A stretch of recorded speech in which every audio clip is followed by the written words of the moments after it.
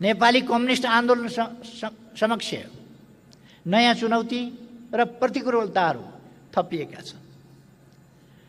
विशाल सम्भावना सहित भएको पार्टी एकीकरण भङ्ग भएको छ। कम्युनिस्ट पार्टीका नाममा केही व्यक्तिहरूले आन्दोलनलाई नै बदनाम गर्ने काम गरेका छन्। नेकपा एमालेबाट केही व्यक्तिहरू बाहिरिएका छन्। उनीहरूले सङ्गठनात्मक अराजकता, पदलोलुपता र फुटलाई प्रश्रय दिइरहेका छन्। हाम्रो पार्टी प्रतिपक्ष भूमिकामा फेरिएको छ। पार्टीका विरुद्ध घेराबन्दी र आक्रमणका नयाँ श्रृङ्खलाहरू सुरु भएका छन्।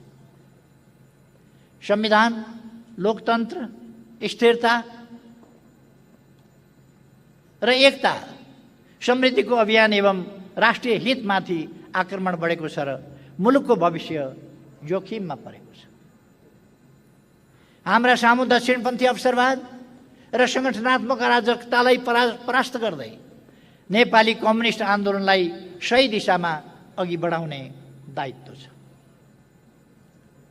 जनताको बहुदलीय जनवादको मार्गदर्शनमा समाजवादका आधार निर्माण गर्ने अभिभारा छ।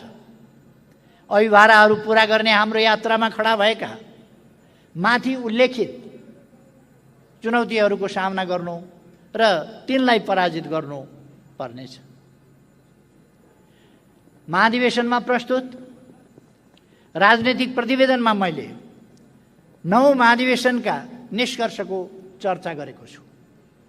पार्टी एकीकरण, पार्टीको आन्तरिक जीवनमा देखा परेको प्रवृत्ति तथा समस्याहरूलाई उल्लेख गरेको छु। यस अवधिमा सम्पादित कामको संक्षिप्त समीक्षासहित वर्तमान राष्ट्रिय भूराजनीतिक परिस्थितिका मुख्य प्रवृत्तिको विश्लेषण गरेको छु। पार्टीका सिद्धान्त, नीति र कार्यक्रमको अद्यावधिक पुनरावलोकन, परिवर्तित सन्दर्भमा पार्टी निर्माण तथा हाम्रा आगामी कार्यभार जस्ता विषयमा केही प्रस्तावहरू प्रस्तुत गरेको छु। कमरेडहरू, 2071 साउन 1 गते मेरो नेतृत्वमा 161 सदस्यीय केन्द्रीय कमिटी निर्वाचित भएसँगै नेकपा एमालेको 9 राष्ट्रिय महाधिवेशन सम्पन्न भएको थियो। राजनीतिक प्रतिवेदन, सङ्गठनात्मक प्रस्ताव र विधान सर्वसम्मतिमै पारित भए पनि केन्द्रीय नेतृत्वको निर्वाचन भने निकै जटिल बन्न पुग्यो, जसका कारण एक साताका लागि तय गरिएको महाधिवेशन झन्डै 2 हप्तासम्म लम्बिएको थियो। महाधिवेशन पार्टीभित्र कुनै नीतिगत मतभिन्नता भएमा त्यसको समाधान गर्ने थलो हो र हुनुपर्छ। पारित नीतिको मार्गदर्शन र निर्वाचित नेतृत्वको अगुवाईमा पार्टीमा उन्नत स्तरको एकता र ऊर्जा निर्माण गर्ने पार्टीको सर्वोच्च निकाय हो। तर 9 राष्ट्रिय महाधिवेशनमा नेतृत्व चयनको क्रममा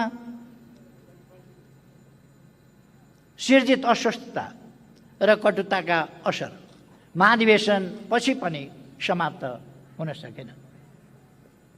9 राष्ट्रिय महाधिवेशनले निकालेका निष्कर्षहरू आम रूपमा सही थिए र निर्धारण गरेका कार्यभारहरू हामीले सम्पन्न गरेका छौँ।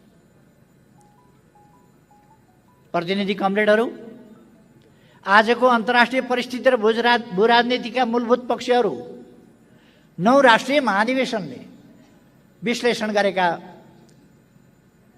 जस्तै छन्। तर यस बीचमा केही नयाँ घटना र प्रवृत्तिको भने विकास भएको छ।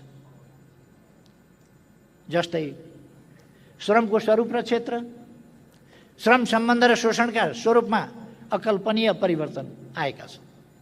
उत्पादनमा अत्याधुनिक प्रविधिको प्रयोगले श्रमिकहरूको ठूलो सङ्ख्यालाई बेरोजगार बनाइदिएको छ।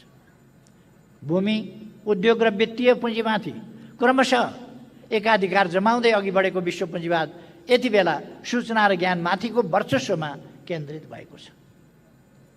सूचना प्रविधिको तीव्र विकासले मानव जीवनमा थुप्रै सकारात्मक प्रभाव पनि पारेको छ।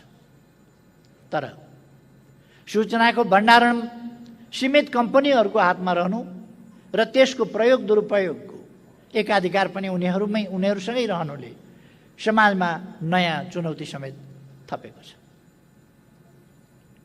व्यक्तिका निजी सूचना अर्थात् डेटालाई विश्लेषण गरेर बजारीकरण गर्ने, व्यक्तिको निजी जिन्दगीलाई निशाना बनाउने, गलत सूचना या अर्धसत्य सूचना मार्फत